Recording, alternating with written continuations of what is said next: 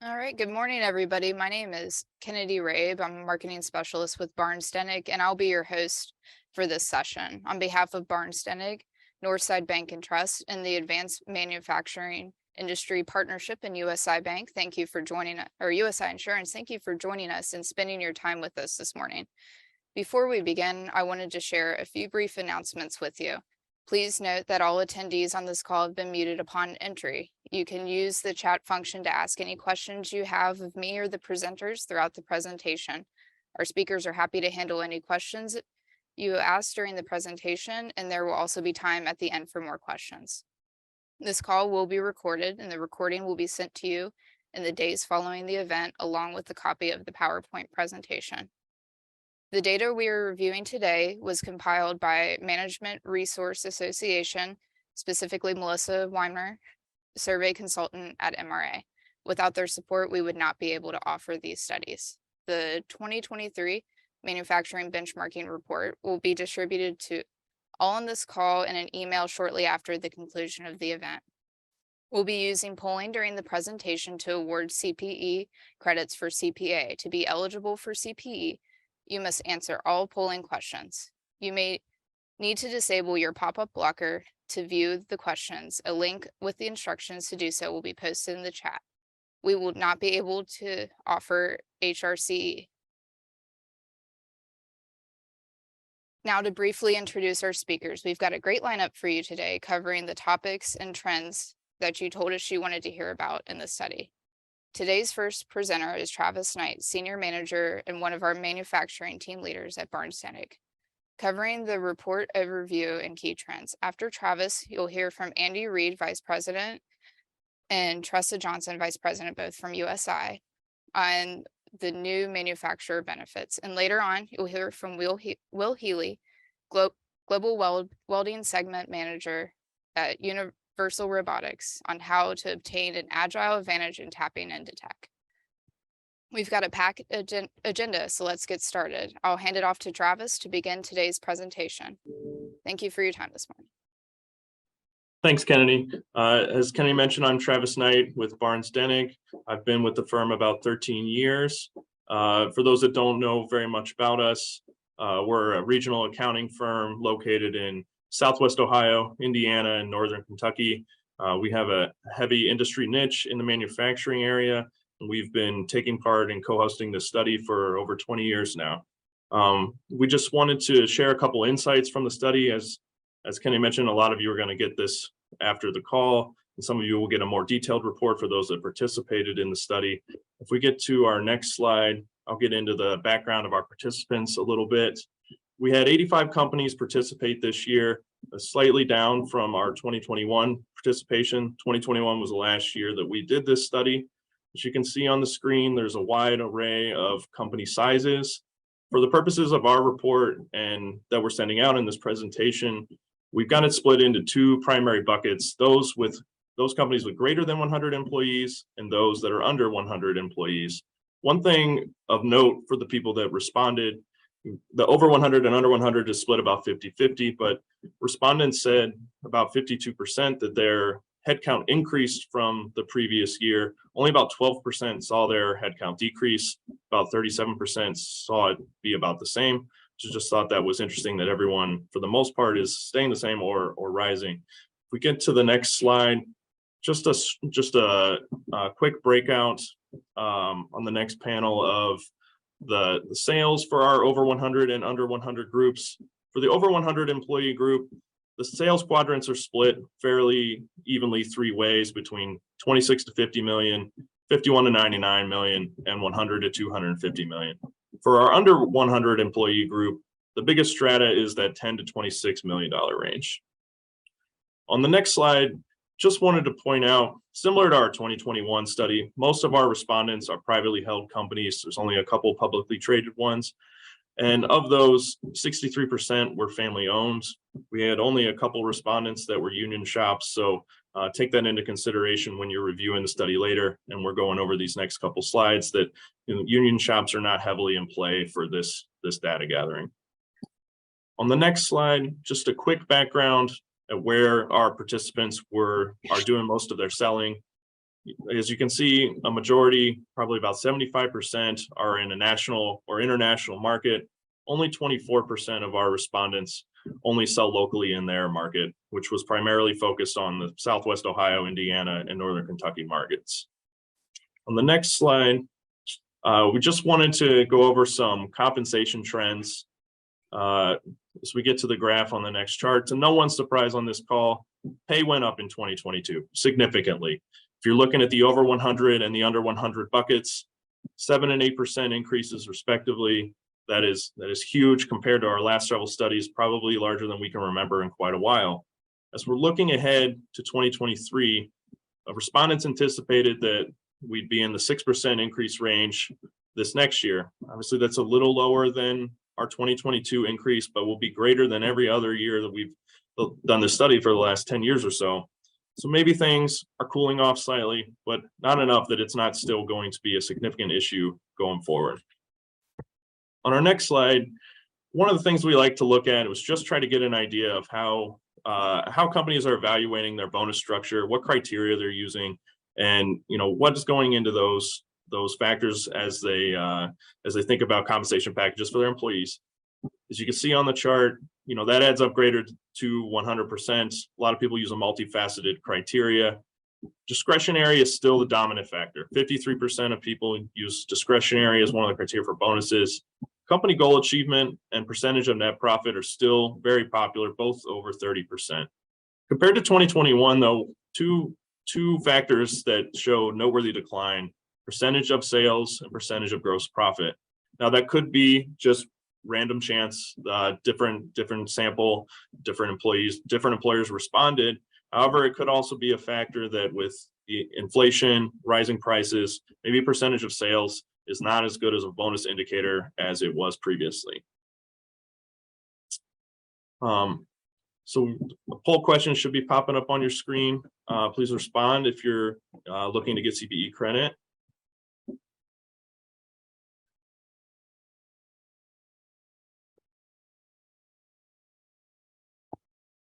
While you guys are taking a second to answer that, I'm going to get into some of the company operations notes that we had from our survey.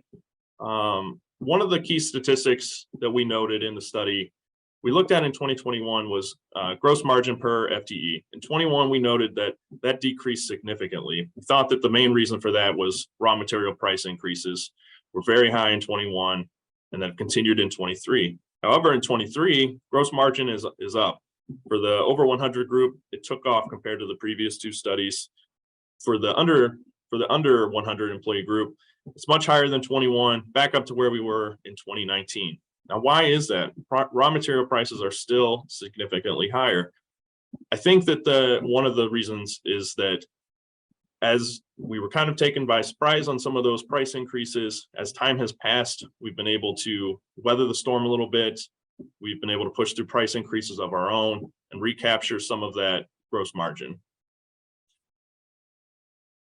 On the next slide, I just want to get into a couple of operational issues that were noted by our survey respondents. The two highest by far, again, to no one's surprise, operational issues, controlling costs, finding and retaining skilled workers. Those were the two highest in 2021. I would imagine in 2025 and 2027, they will again be the two highest, if not the highest, they'll be two of the top ones. One I wanted to point out was depressed economy was a big mover compared to 2021. In the 2021 survey, hardly anyone responded that was one of their key operational issues going forward. And again, it's only 7% for the over 100 and 15% for the under 100 group, but that is much higher than it was previously and definitely something that people are paying more attention to this time around. On the next slide, I want to get into just a couple of top personnel issues. And I know that we're going to cover later in our presentation that Will is going to touch on a lot of items related to recruiting and hiring. Recruiting and retaining employees were the top two. Again, that is again no surprise to anyone. Escalating wages, again, not a surprise based on the wage increases we just discussed, but interesting about escalating wages being such a high answer here. In 2021, it wasn't even on the board. There were much higher concerns. Again, recruiting and retaining were the highest in 21. Healthcare was much higher. Training, productivity, some of those other factors were all much higher responses back in 21. Escalating wages is clearly one of the more dominant issues today. Not that healthcare costs and training and others are not still issues that people are paying a lot of attention to, but it's clear what's on people's minds when they were taking this survey. I think we have another poll question popping up on your screen. While you guys are answering that, before I hand it off to Andy and Tressa at USI, I just wanted to let people know that they can put questions in the chat. We're going to have a question and answer session at the end. And if you have anything that you want to reach out to me or the rest of the Barnes team personally, please feel free to send me an email and we'll get back to you as soon as we can. Now I'm going to hand it off to Andy with USI. Thank you, Travis. Appreciate that. Good morning, everybody. Andy Reed, Senior Vice President, USI Insurance Services. I'm with Tressa Johnson, who's actually going to be on chat as well. And so just looking forward to moving through the slides today. We're going to present 4 or 5 slides from the survey results and then really pivot to kind of what's hot in the marketplace that we're seeing in the marketplace, taking just a little bit of a deviation from the survey, but just reflecting what employers are talking about in the market. So moving through the slide deck. Thank you.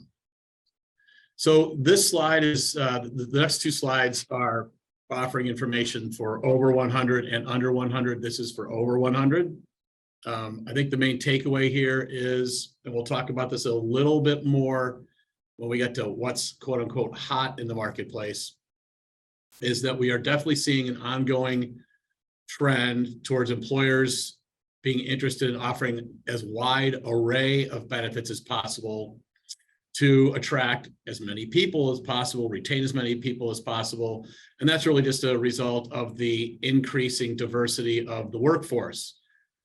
Just, a growing number of different family types, ethnic types, et cetera. So, how can employers customize their benefits and offer a wide enough array of benefits so that they're really touching as many people as possible? So you can see through this page, lots of different options out there. No surprise that we've got almost 90 to 85% of employers offer health insurance, group life, disability. Little surprise, long-term disability is at 10%, but and then dental and vision. So those are the core benefits, and then you can see a wide array of options throughout the rest of the benefit world. I'll kind of move to the far right with health savings accounts. Sorry, Kennedy, just health savings accounts. You can see it's 72%. We'll touch on that in a moment as well, but that continues to be an attractive offering for people as well. So just hitting a couple highlights, and then, I was going to say also, so if you move to the middle there, you can see employee assistance program. Another trend is definitely on behavioral health, with increasing behavioral health concerns in the population.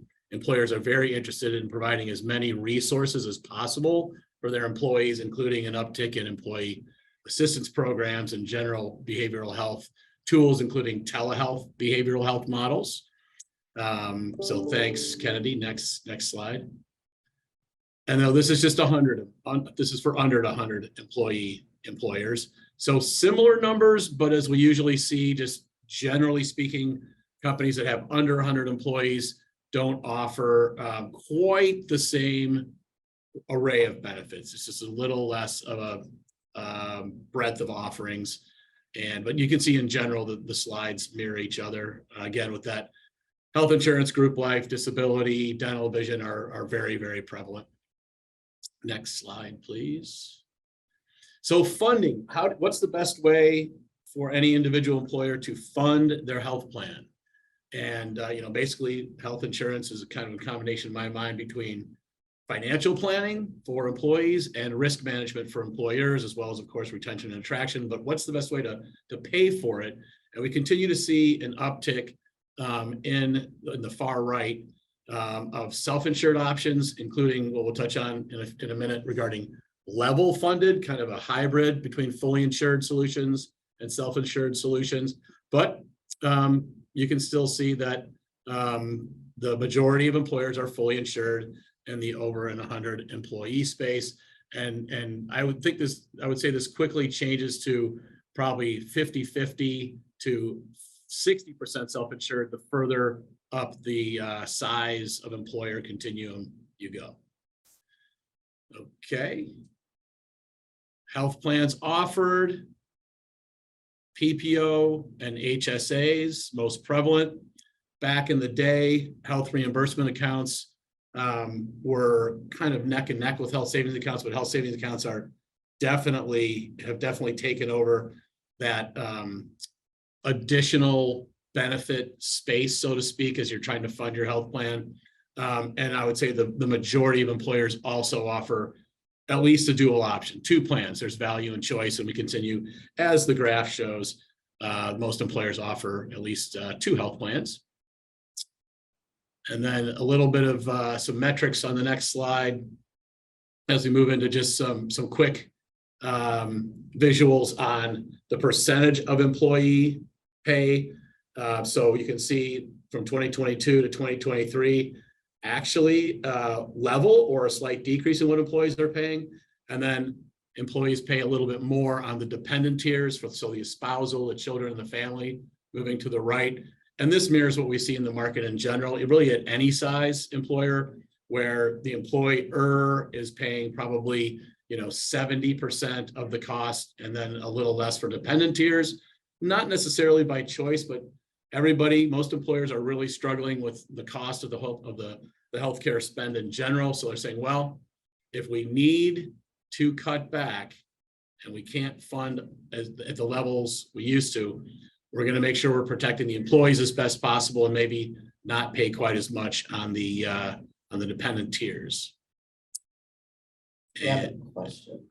We got a question. Which one is the high deductible plan? Okay, yeah. So the question is, which plan is the high deductible plan? And this is spread across all plans. This is just an average for the coverage of the plans in general. It's not broken out by HSA and PPO.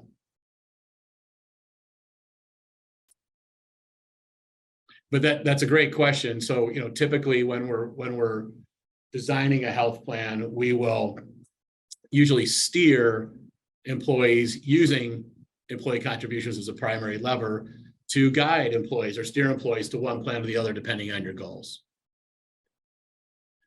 Okay, next slide, please. She was asking on previous slide.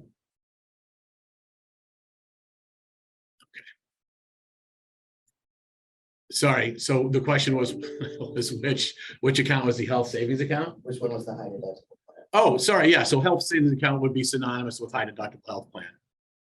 My apologies. Yeah, so the health savings account would be again used synonymously with the high deductible health plan. Thank you. And then, moving through, so gross premium per month, so total cost.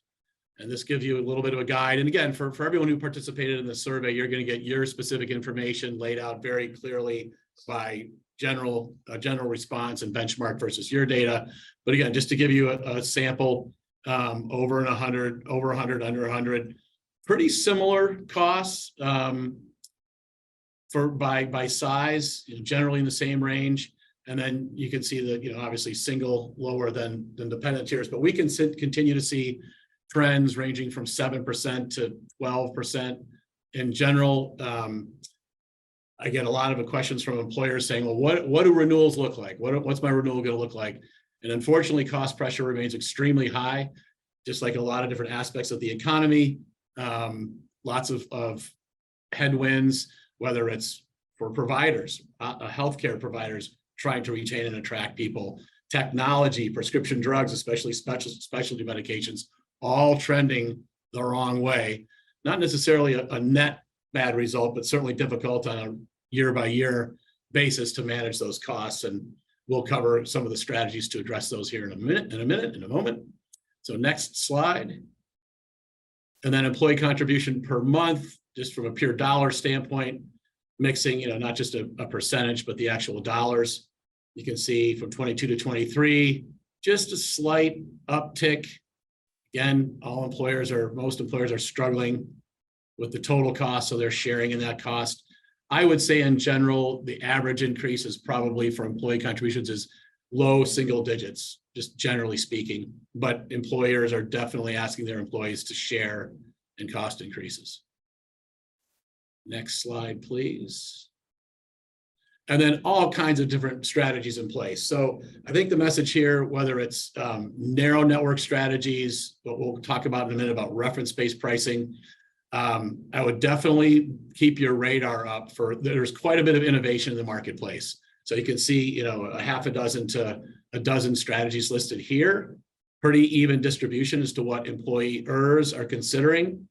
But whether it's trying to steer employees to more cost-effective providers, or third item there, on-site nurse or physician or clinic, near site clinics, et cetera.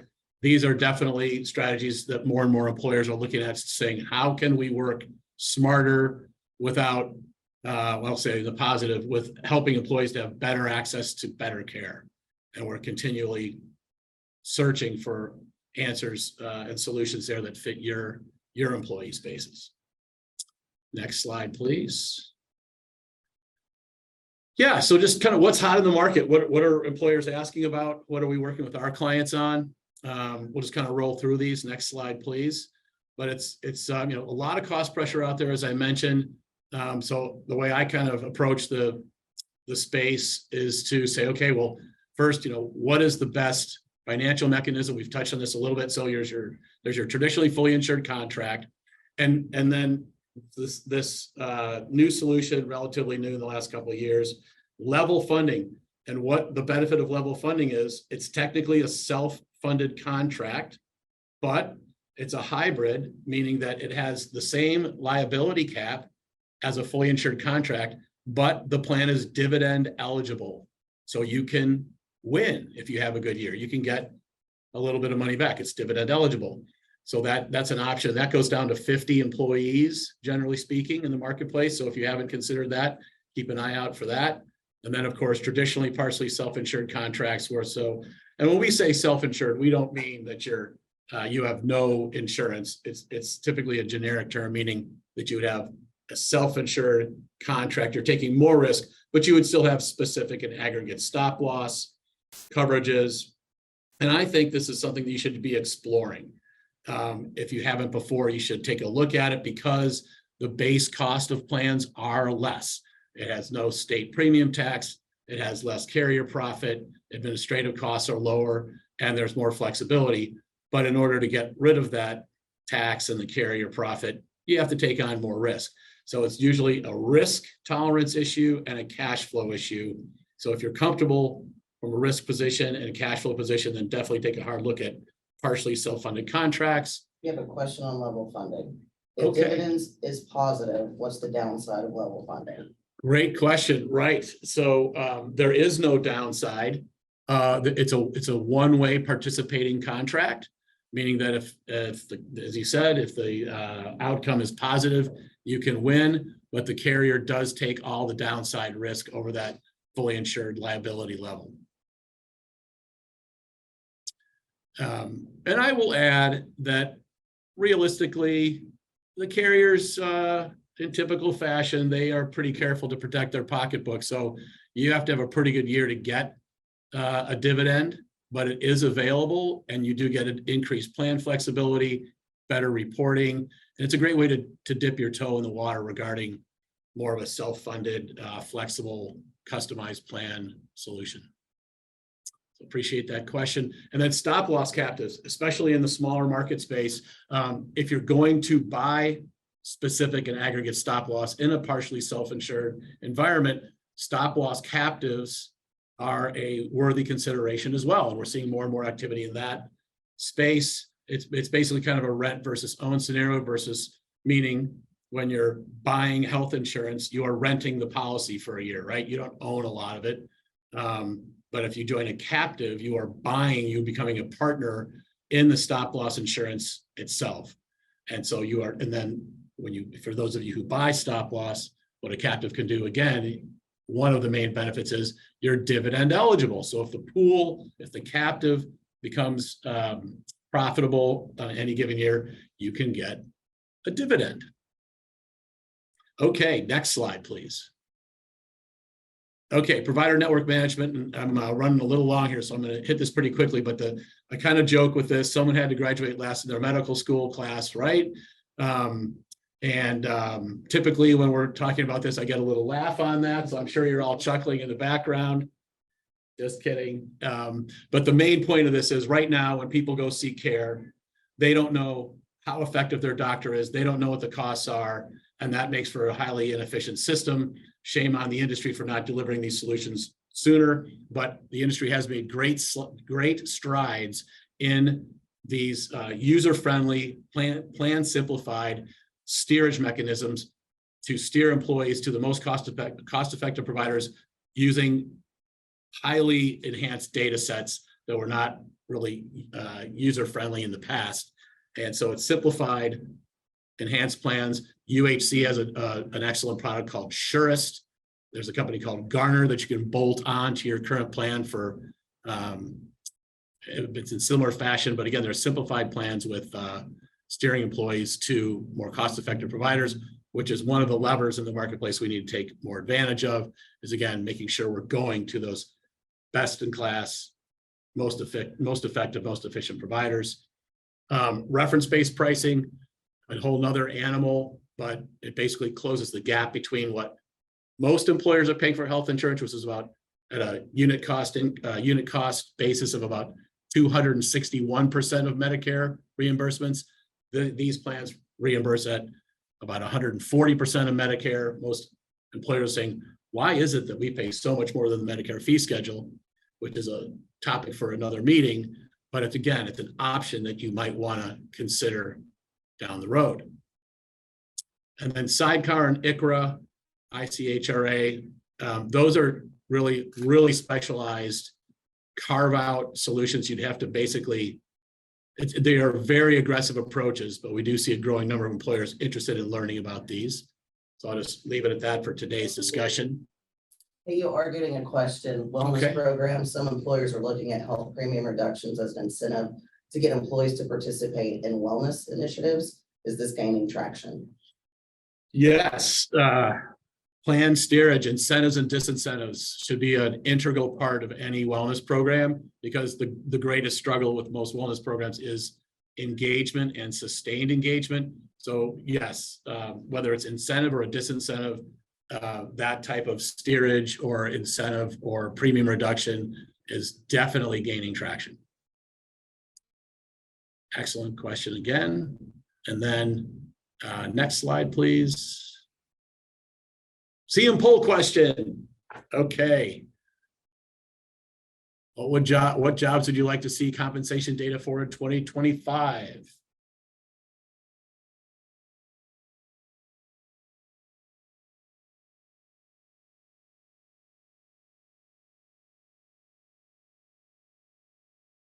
Okay, and we'll just kind of move through these last couple of slides. So prescription drug management and specialty drugs. You may have seen some news about Ozempic and weight loss drugs. There's in addition, there are significant increases in drug spend regarding specialty medications. So the challenge is that generally speaking, under maybe 300 employees, 200 employees, it's very difficult to purchase specialized drug programs. You have to kind of stick with what the carrier is offering because of the size. But the larger you get, the more flexibility there is. You should definitely be working with your team to take a deep dive on your options, including options that will help you address specialty prescription spend, not only for the employer, but for the employee as well. So a lot of the specialty support programs are means tested, they're income based. So there can be significant savings for the employee. And I would just offer then to everybody, regardless of your funding arrangement, please be very tuned in and ask questions of your carrier or your broker about what are our options, especially on specialty meds, as it relates to drug spend, because industry forecast is that right now your drug spend is approximately 20 to 25%. It will be moving in the next 5 years to 50% of your total spend. So time to definitely have your radar up for solutions there. And then last slide, please. So just a general comment. So as I mentioned briefly, so employee retention and attraction is definitely a hot topic. And so again, the gist of the game is that you can see in that lower right-hand corner how employees feel about having a wide range of benefit offerings. That 73% of people say it would help them stay longer. 73%, 75% say it would reduce stress. So if that many people are feeling like there is some stickiness, there is some benefit, employers are recognizing that, and they're looking at these options listed, and we can obviously and would love to talk in more detail about these on a one-on-one employer specific basis, because it is a very specific and customized conversation. But whatever we can do to help you to identify and deliver programs that offer a broader range of benefits to meet more people's needs, to make your plan stickier and increase your total compensation package through some of these initiatives is where we're spending a lot of time. And I think there's a lot of opportunity for most employers on this front. And that completes our slides. So we can pass the baton on to Will.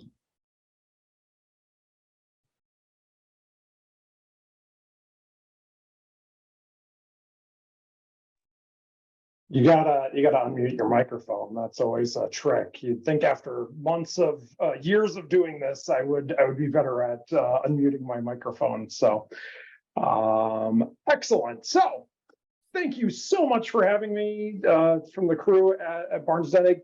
Real fast, I just want to introduce myself. My name's Will Healy, and I am a manufacturing advocate. I have 20 plus years in manufacturing automation technology. I live here in the Cincinnati area in Anderson Township. If anybody's nearby, Newtown, come and find me, let me know. I have a bachelor's degree from mechanical engineering from Purdue, and I create content online and do keynote speaking since 2009, so a long time now. You can find me as Will Automate in all the places, LinkedIn and YouTube and TikTok, although I haven't posted there in a while. But anyways, the main reason I'm here is I'm a founding board member of the Tri-State Workforce Association for Manufacturing called Advanced Manufacturing Industry Partnership in Cincinnati. And we have a really great mission and vision. I'm just going to spend a second before I get into my presentation just mentioning that AMIP, we're a group of manufacturers and then community-based organizations and schools. We have a really good concentration of schools, manufacturers, and community-based organizations all working together, meeting, networking, and helping manufacturers make their jobs sought after by career seekers, students, veterans, second act, second chance citizens, legal immigrants, and many others. And we're trying to facilitate activities and presentations and educational opportunities to fill that talent pipeline for manufacturers in the greater Cincinnati region. If you are interested, you can go to advmfgip.org to learn more information, or scan that QR code there right now with your phone, and you can get right to our member page. We meet quarterly, and it's just really excellent. So visit our website, join, get more information about our upcoming meetings. You're here to hear about ideas for how a manufacturer can be more agile, can get some competitive advantage by tapping into technology. And so I am going to talk about a couple of manufacturing technologies that empower your HR strategies. We heard quite clearly from the data that recruiting and retention are major topics for everyone here in this meeting and for those that are polled.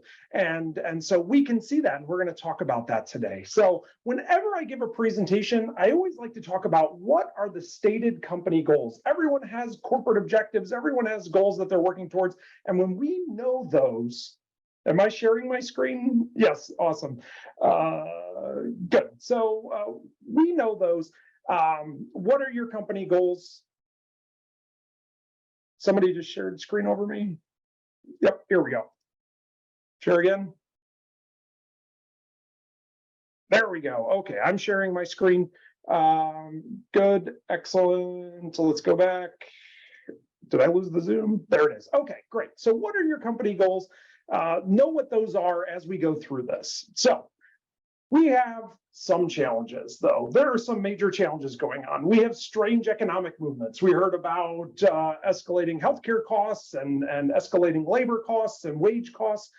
We have news of inflation and recession and these strange situations where the PMI index is below 50. So that means our manufacturing economy is slowing and shrinking. But the actual employment in the PMI report shows the employment situation is still growing as a challenge. So it's strange right now with a shrinking manufacturing economy, but a growing labor challenge. So we just have a really strange time right now. According to that same PMI report, 1-to-1, half of manufacturers seem to be saying it's going really great right now, and half of manufacturers seem to be saying it's not going so great right now. And so it's just a really strange time right now. The second thing that's challenging, and I think you all know this, is 10,000 boomers per day are retiring. For 15 years, I've heard this, but it's actually happening now. And so are you ready for that silver tsunami? What are you doing to do that? The National Association of Manufacturers did a poll last year where they polled 3,000 people leaving manufacturing jobs, and 82% of them were retiring due to age or health-related issues. And so, and a lot of those were cited in there as physical challenges of the job. They couldn't do the physical parts anymore. And then we have the new generations, right? Gen Z are 97 to, I can't remember what it is, like 2012 or something like that, but 1997, right? So Gen Z is entering our workforce. That means that, 26-year-olds. So maybe if you're hiring college graduates, these are Gen Zs. If you're hiring people right out of high school, definitely they're Gen Z. These are digital natives, right? They've had one of these things since all my 10-year-olds friends have phones now. So since they were 10, they've had one of these things. And so high-speed internet, YouTube, micro-learning, social media, digital natives, this is something they are. They expect digital and they expect technology. They're the most diverse generation. 48% of Gen Zs self-identify as a minority, and 18% of boomers self-identify as a minority. So in your workplace, you have a big shift in the diversity in your organization. And this matters because 77% of Gen Zs and millennials say the level of diversity in an employer directly impacts their willingness to work at that employer. They see themselves as global citizens because they're digital natives, because of the diversity they have. They see themselves as global citizens. And so, as the global citizens, they believe in a civil duty to the globe. They expect sustainability. And they want to work for millennial leaders. If you don't have millennial leaders in your organization and you're trying to get young people to come and join your company, they're not going to work for you. You've got to be building your bench of millennial leaders. Millennials are going to be 40s to early 40s to mostly 30s. You got to be putting 30s in leadership positions or you won't hire young people. Basically, what I'm trying to tell you is this. What millennials asked for, and we told them no, Gen Z is demanding from you, and they're going to say no to you if you don't have those things. Next, your workforce shortages, they are everywhere, right? When you look at the BLS data, it just came out May 31st for April 2023. There are 1.2 million unfilled positions in manufacturing, transportation, warehouse, and utilities. There are 2.1 million retail, accommodation, and food service jobs. So what that means is for every one job you have open, they've got two. For every two jobs you got open, they got four.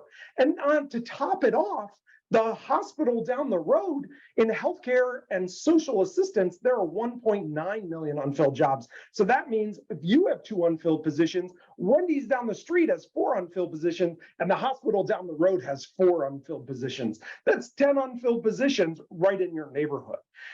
And have you seen this? This is a Wendy's down the street from my house. They're offering insurance. They're offering tuition reimbursement. They're offering 401k. They're offering paid time off. They're offering the same set of benefits we just saw, plus they're offering free meals. You are competing with a free cheeseburger. You have to think more creatively about what your benefit package looks like, because other industries are also thinking more creatively about their benefit package.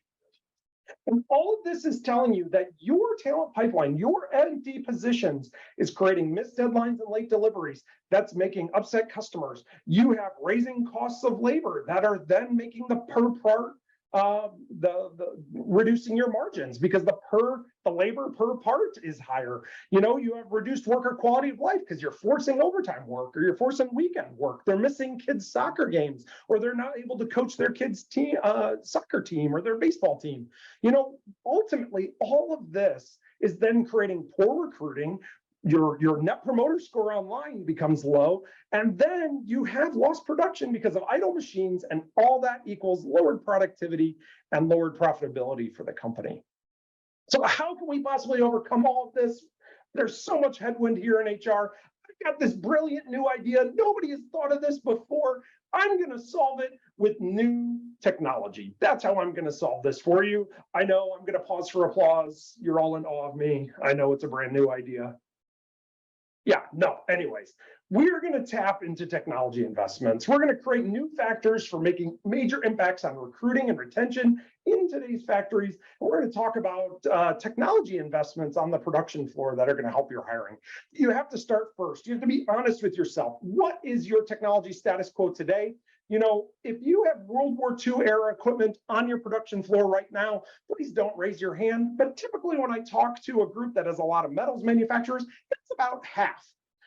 If you and almost 100% have equipment from the 1970s on the production floor running right now. And definitely everyone has equipment on the floor right now running from the 1990s. And the real challenge for this is your technology status quo. If you have a piece of equipment from World War II, that's 80 years ago. The 1970s was 50 years ago. 1973 was 50 years ago. And this one hurts my brain, but the 1990s was 30 years ago. And so what that means is you're working on 30-year-old equipment. And those Gen Zs sleep overnight in tents for 3 days to get the newest one of these every 8 months. So what challenges are those old technology causing for you? They're causing productivity problems, they're causing quality problems, and they're creating labor challenges for you. So what are you doing with technology? And we're going to talk about some things that you can do right now today to create a better presence for yourself. The first thing I want to talk about is, what does your digital presence look like online? Be real honest with yourself. About 40% of companies that I audited at a trade show did not have a LinkedIn company profile. And this is a problem, whether you like social media or not. If your company does not have a LinkedIn profile, you are sus. You are suspect. You are untrustworthy. You are absolutely not interesting to young people if you don't have a presence online. Is your website usable on mobile devices? More than 60% of people view websites on mobile devices. If your website isn't usable on mobile devices, that's a problem. Are the pictures of all the people from the 1990s on your presentations? That's a problem. When you make tiny changes like this, it can have major impact, because every single person who applies to your company, most people that apply to your company, it's like more than 80% are looking at your profile of your company before they go work there. And then what is your sustainability play, right? Gen Z and millennials want that deeper connection to grander goals. Millennials have been asking you for sustainability. You told them no. Gen Z is going to tell you, I'm not working here if you aren't clear on how you are impacting the greater good. And so what is your sustainability play? This is an example from MeLink. They're a solar manufacturer in Milford, Ohio. And this is a plant that invested in solar panels on top of the facility. It's in Indiana. And it's a 3.2 megawatt array. So what is your sustainability play? How are you investing in technology in ways that you can point at that attracts Gen Zs and millennials to your organization? What is your sustainability play? And then I also have to point out, what is your plant tour communicating? It's communicating. Take an honest tour of your plant. Think about if you gave your mother a tour of your plant, what would she think? Will my basic needs be met? What do your bathrooms look like? I can tell you everything about your company's culture based upon the status of your bathrooms. Do I feel like I have the resources I need to succeed? Do they see broken chairs and cluttered and abandoned spaces and piles of garbage? What tools will I be working with? Do they see Windows XP and rusty and uncared for equipment? Where will I be working? Is it clean? Is it organized? Is it safe? Do I see technology investments, whether it's in hardware or automation or software? Basically, what they're looking at when they walk around your plant, when they look at your company is, are you going to invest in me? Young people have spent their whole lives interfacing with technology, and they are prioritizing their own money to invest in the newest gadget. So what is your plant tour communicating?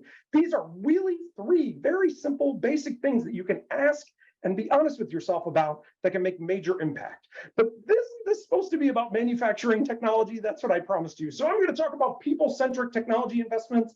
Obligatory, you should add automation. I've got to talk about that. Fear of technology has always existed, and we've been wildly more successful because of inventions in the agricultural space, right? We're not all farmers. So change allows us to do new things that we don't even know yet. So we have to overcome the fear of technology. And I'm going to talk today about people-centric technology investments. And this is really important to you as an audience because manufacturing work has dull, dirty, dangerous, and dark tasks. And so when we focus on eliminating one of these Ds, these create direct value for employees and make our jobs more sticky and more interesting to those employees. So people-centric technologies, when you're trying to figure out what these are, think about collaborative automation technologies, think about Industry 5.0, think about operator guidance technologies. These have value. The EU wrote a document, I hate all these buzzwords like Industry 5.0, but they wrote a really nice document, and it's about changing the way that you're looking at the plant beyond efficiency and productivity, which actually we saw was a very low business concern and operational concern in the survey data, and look more closely at the role and contribution of industry to society, and look more closely at the well-being of the worker at the center of the production process. The well-being of the worker at the center of the production process. I absolutely love it. There are many ways to create value through collaborative automation technologies. I'm going to fly through a couple of them just so you can see, but things like wearables and exoskeletons are real. They're not fantasy. They're not jokes. They're actively making work better for people in the plant. Operator guidance systems like virtual reality and augmented reality and mixed reality and projected augmented reality and laser templating. There are incredible AR operator guidance technologies out there. Teleoperation robots and drones, quadrupeds, the robot dogs, and then material handling robots and collaborative robots. So I'm going to fly through some of these. The first one is wearable tech. These are legit, for real technologies in plants right now that blow me away. You see things like hands-free barcode scanners create better ergonomic situations, improve productivity, but also make it much easier for people to do their job. They're doing thousands of scans a day. Then you see ProGlove, the one in the bottom left, where it's actually a servo-actuated, it's assisted gripping. So think of picking up boxes or holding a tool all day. It's making my hands hurt just doing this. So like really incredible what the Iron Hand can do. Then you see things like the assembly scouts down in the bottom right corner where they can actually track the hand movements and see what's going on inside a facility. Or up in the top right corner, Humatics can actually provide position feedback of the worker and provide actual collaboration with automation technologies in the same workspace.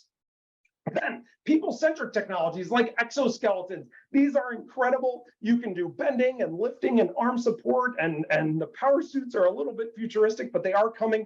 But this creates much better challenges. If you paid workman's comp because somebody picked something up wrong, if you paid workman's comp because somebody's doing repetitive stress injuries, if you paid workman's comp on physical injuries from lifting or bending or repetitive motion, you've got to be looking at these technologies. They are real, and they are making other manufacturers much more competitive.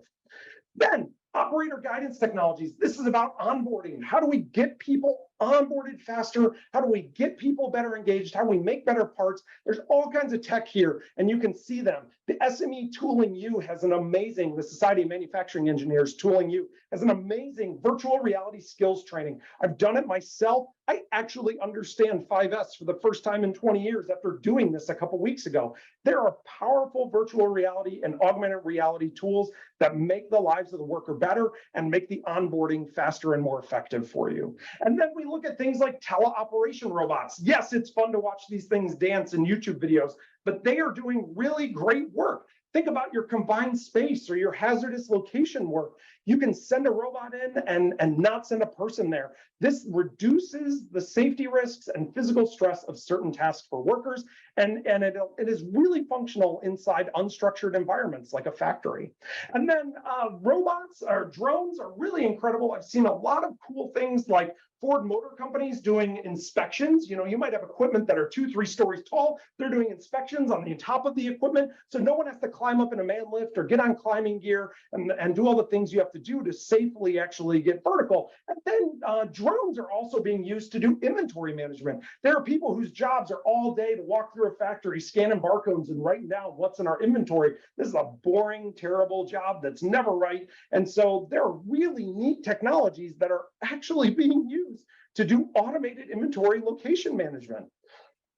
Next, we're looking at people-centric technologies like autonomous mobile robots. Why are these people-centric? Because driving fork trucks around is a really dangerous thing going on in your factory. These are much safer material movement applications. There's a whole bunch of companies that do this mobile robot stuff, and it allows you to move material from one machine to the other, from inbound logistics to a machine to cross-dock or move waste material. There are all kinds of things that this can be used for. And it's not just for tiny parts or little carts. You can see big, heavy automotive parts here. And then we have value created from this by saving labor hours, and maybe you have a hard time hiring certified drivers, and it increases safety in your plant for your other workers. And then last but not least, of all the technologies, I know I went very fast. You can absolutely reach out to me on LinkedIn and we can have a deeper conversation on any of these. And the slides will be available at the end. But the last one I want to talk about is collaborative robots, cobots. This is one that I love a lot. And this is a company I joined recently, is working in collaborative robots. And the reason I joined, the reason I went and found this company is because this is worker at the center. This is automation with the worker, not instead of the worker. This is a technology that works with the frontline workers so they don't have to work like a robot. This is an investment that drives employee engagement. There are case studies all over. There are employers in Cincinnati. If you want introductions, reach out to me and I can introduce you to employers in Cincinnati that are actively using this stuff right now. ThyssenKrupp Bilstein has like more than 30 in their plants up in Hamilton, Ohio, with all kinds of really interesting applications. And there are many more around that I can point you at. But this adds efficiency and flexibility. And when you have a human and a robot working in a collaborative way together, they are 85% more efficient than humans by themselves or robots by themselves. Okay, wow. So that was a lot of technology. Where do you even start? That's really challenging. So you got your CPE question there. So take a look. I am very interested in the answer to that one, so I'll keep it up, but I'll keep going. So successful collaboration inside the plant takes a couple of things. And so where do you start with your successful collaboration inside the plant? We want to talk about how that people-centric technology investment on the production floor affects your hiring and how shop supervisors and HR can work together to improve those two outcomes. So times are different, right? The time when you could put an ad in the newspaper, you could have 40 applicants show up and one position is available and you had your choice, that time is gone. And it's pretty much gone forever. 40 positions for one applicant might be your new normal. And so now you must sell them, I'm being facetious, of course, but now you must sell them on why to work at your company. And your general benefits package is not competitive to Wendy's unless you are offering that free cheeseburger. I looked up a stat this morning, you won't believe this. The average income of a social media influencer is $57,000. So if you're a Gen Z watching TikTok videos in your spare time and you see influencers all the time, $57,000 a year. They're thinking, why work for you for $37,000 when I can make $57,000 as an influencer? These are the kinds of things we're competing with in this market. So what I do have to point out is many manufacturers, many manufacturers have HR as a tactical role. It's just, we're just executing things, we're executing the benefits, we're executing the hiring, the firing, but really, I love Lori Harbour. She's an economist who studies the metals industry and especially the tooling industry. And Lori gave a presentation last year that I just loved, and I have to point it out. She says the head of HR is the second most important person in your company. They must be at the executive table to fix this labor problem. HR is a strategic effort, but too many companies approach it as a tactic. So we've got to bring HR to the table, and we have to think more strategically about it. And you have to be answering the question. I said this earlier. What is your plant tour communicating? You have to answer the question, are you going to invest in me? Are you going to invest in me? And are you investing in technology with people at the center? So when we're thinking about technology, make sure you start in the right place. Start with your people. My good friend Ray Attia, I think he's out there somewhere. Ray wrote a book called Run, Improve, Grow, and he talks about the frontline workers run your business, and you have to empower them to run your business. And I will tell you, whether you do or not, they know your business. You've got to talk to your frontline workers. You've got to find those secret stakeholders, and you've got to know what's going on in your actual processes. What do we actually do, and what makes our processes fail? Your people will know that. And then we can look at what products solve those problems the people identify.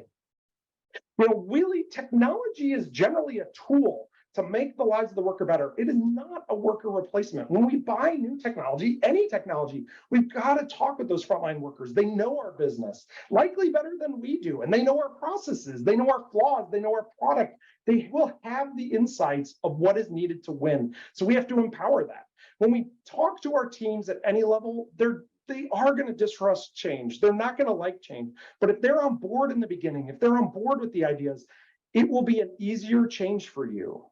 So start by asking them what sucks about your job. Ask them what their wife or their spouse or their girlfriend or their husband, what do they not like about their job?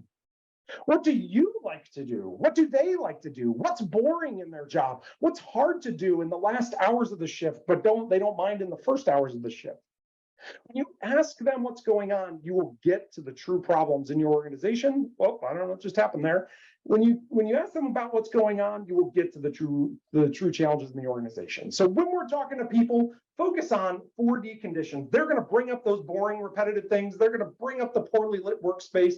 They're going to bring up the dirty, the water, the cutting fluids, the slippery floors, whatever it is. They're going to bring those things up. Once we understand those parts of their tasks, we can connect technology as a tool to make their lives easier and eliminate some of those things. You remember way back at the beginning when I talked about what are your company goals?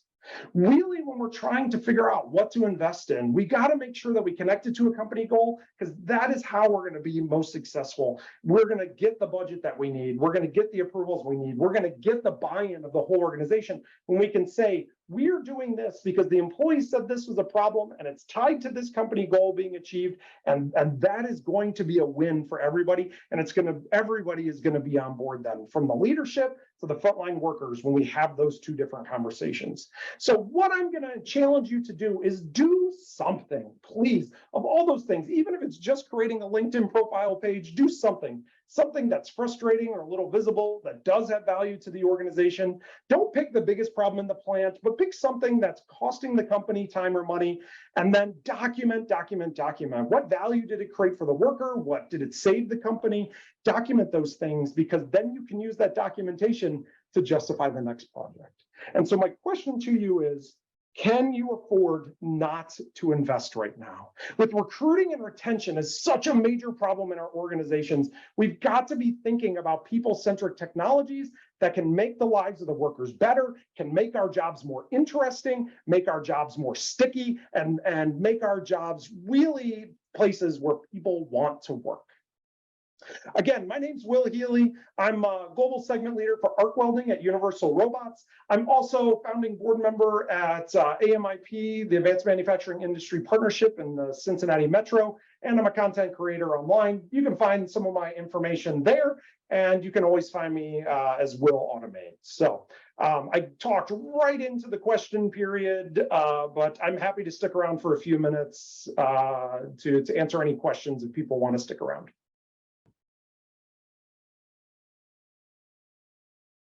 Great. Thank you so much, Will. For those of you that want to drop off the call, we will have the Anybody else recording there? available after the fact. So Will, it does look like we have my audio. one question on. for you so far. So the question is, bringing in cobots at the Bilstein was much smoother because of the frontline trusted leadership team. If the senior management team is not trusted, there will be a greater skepticism to deploy technology and not replace people. How have you seen senior managers overcome the lack of trust to deploy cobots? Yeah, absolutely. I think, the most successful applications start with talking to the frontline workers, because get them to talk about what are their challenges, get them to talk about what are they dealing with on a daily basis, what are the things they don't like about their jobs. When we really get them talking and show them that we care about them and that we're listening to them, and we make them part of the decision-making process, maybe not every step of the way, but we're showing them that we're doing this to make their lives better, we're going to get much better buy-in and engagement. And I think that's the thing. If we sit in our office and we never hit the floor and we never talk to anyone, we're always going to have that distrust of whatever the management's doing. And generally, there are technologies where the challenges can be, something didn't work or they don't trust it. And so sometimes it takes going out and walking someone through it and talking through it with them. And that is really when they start seeing the value it's creating for them, they will quickly engage, because people inherently know things that are creating value for them. Great question. Awesome. Thank you. All right. Looks like we have another question from Eric. Is there a resource available that employers can use to find a consultant that can assess automation possibilities and suggest improvements? Really great question. There's a couple of associations out there that are provide really good resources, whether they're certified or kind of go through training courses. The Association for Advancing Automation, the A3, is a really nice national organization. The A3, Association for Advancing Automation. They do a really nice job of members and engaging members and educating members. There's also the CSIA, the Control System Integrators Association. It's embarrassing, I can't remember the acronym, but the CSIA also does a really nice job like certifying integrators. And if you work with someone there, they do a nice job. But if you reach out to me, I can definitely talk to you and try to point you in the right direction as someone locally. There are people who will consult in Cincinnati and do consult in the Ohio and Northern Kentucky region. So yeah, definitely I can help point you in the right direction if you need. All right, awesome. And then I believe Christine Kennedy asked, do you have information about the breakdown of salary average for technicians, engineers, managers, supervisors, et cetera? So to answer that question, yes, a lot of those positions will be available on the final report that will be sent out following the event. I'm also crazy interested in that data. Yeah. All right, and looks like we have one more from Ross. Hey, Ross. What are the look-fors to help make decisions when it is time to not hire another HR staff member or invest in some HR tech to support those needs? Interesting. So that's always a challenge, right? Is technology or staff the situation? So I think you got to talk to people about where their challenges are and what are the bottlenecks and the roadblocks. Similar with investing in the manufacturing floor. Talk to the people. What are the things they don't like to do? What are the boring things that they're doing? Where are inefficiencies in the process, and how can we automate some of those inefficiencies? The one thing I will say that people find really challenging is interviewing over and over and over again. And as someone who talks to a lot of young people, they really hate AI-based and automated interview systems so much. They hate them so much. And so while I say, invest in technology for the boring things for your workers, I will say also don't invest in technology that might turn away your young people that you're trying to get. So. All right. Awesome. Well, I believe that's all the questions that we have today. Thank you so much, Will, for your time and your insightful presentation. Once again, on behalf of the Barnes-Denig Northside Bank and Trust Advanced Manufacturing Industry Partnership and USI Insurance, thank you for spending the morning with us. Please be on the lookout for a survey to provide your feedback on today's event following this meeting. As we continue to host events like these, your feedback is important so we can continue to provide you value. CPE certificates will arrive via email from a provider called Polera in the coming days. And also, please remember that the full report will be available today after the event, and it will be sent to you via email. If you've participated in the manufacturing study, the full raw data will be available to you about a month after. So thank you guys so much for your time. Have a great rest of your day. Thank you.